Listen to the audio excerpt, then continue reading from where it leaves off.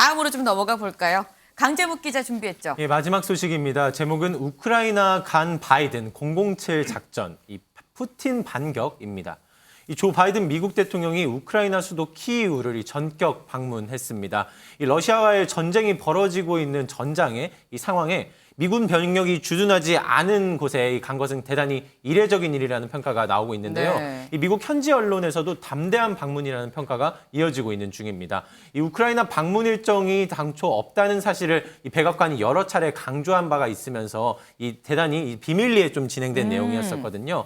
이 공개적으로 알린 이 폴란드 바르샤바 이 비행 일정보다 이 33시간 전에 비밀리에 우크라이나행 움직임이 이루어졌었습니다. 이 전용기로 폴란드까지 이동한 뒤에 기차를 타고 국경을 건너선 건데요. 이 흔히 알려진 대통령 전용기죠. 에어포스 1이 아닌 부통령이나 영부인이 주로 이용하는 일명 에어포스 2를 이용하기도 했고요.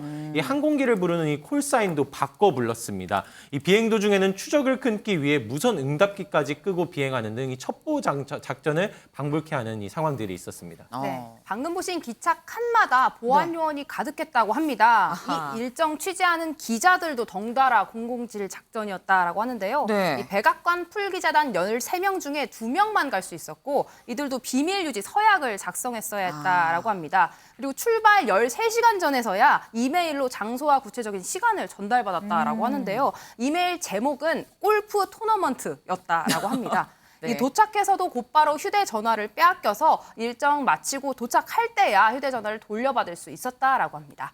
그렇군요. 정말 007 작전이었습니다. 근데 이렇게 007 작전으로 우크라이나에 간 바이든. 그래서 가서 무슨 말을 했을까요? 네, 바이든 머문 시간 딱 5시간이었다라고 합니다. 이 자리에서 바이든 대통령 4억 6천만 달러, 우리 돈으로 약 6천억 원의 추가 군사 지원을 약속했다라고 하는데요. 네. 그러면서 푸틴은 실패했다라는 강경 발언도 했다고 합니다. 영상으로 보고 오시죠. The Americans stand with you, and the world stands with you. Putin's war of conquest is failing. Russia's military has lost half its territory it once occupied.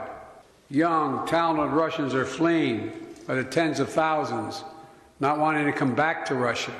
Not just fleeing from the military, fleeing from Russia itself. 네. 근데 지금 우크라이나 지금 전쟁 중인데 바이든 대통령 괜찮았을까 싶습니다. 이 방금 말씀하신 위험을 감수하면서까지 진행한 작전인 거죠. 이날 실제 미사일 등을 이용한 공습 상황은 없었지만 이 두 정상이 대화를 나누는 도중에 돌연 공습 사이렌이 울리는 상황은 있었습니다. 이 그야말로 이 실제 현재 진행형인 이 전장에 방문했다는 사실을 실감케 하는 순간이었습니다. 그렇군요. 실제로 공습 사이렌이 울리기까지 정말 미사일이 날아왔었다면 위험할 수 있는 상황이었습니다.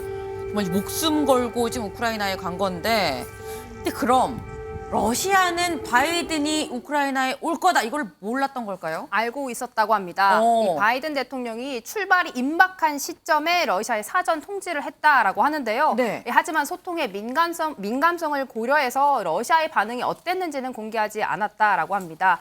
미군은 바이든 대통령이 키이우를 방문하는 동안 이 폴란드 영공에 정찰기를 띄워서 주변 상공을 감시하는 등 만일의 사태에 만발의 대비를 했다라고 합니다. 이 러시아 쪽으로 사전 통지가 있었다고는 하지만 이 주요 관리들과 관영 매체는 이번 방문에 대한 강한 불쾌감을 드러냈습니다.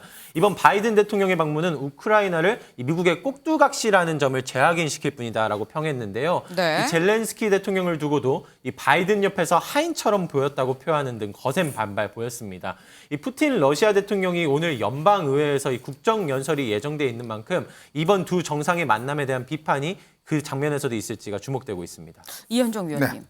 결국 미국 주도의 서방 국가들이랑 우린 싸우는 거다라고 러시아가 아마도 얘기를 하지 않겠느냐라는 얘기가 나오는데 이런 구도면 사실상 3차 대전이라고 볼 수 있는 거 아닙니까? 그렇죠. 사실상 이제 지금 우크라이나가 싸우고는 있지만 유럽과 미국이 함께하고 있다. 특히 이제 1주년을 맞이해서 바이든 대통령이 직접 찾아간 것은 네. 굉장히 신뢰감의 표현이지 않습니까? 네. 결국 세계가 신냉정 체제로 가면서 이제 자유세계와 어떤 면에서 보면 공산세계와 어떤 대결의 국면에 하는, 특히 우리나라 지금 ICBM이 북한이 발사했는데 어제 안보리가 열렸습니다. 안보리에서 중국과 그 러시아가 이거는 이 북한의 정당방위다라고 이야기를 해버렸어요.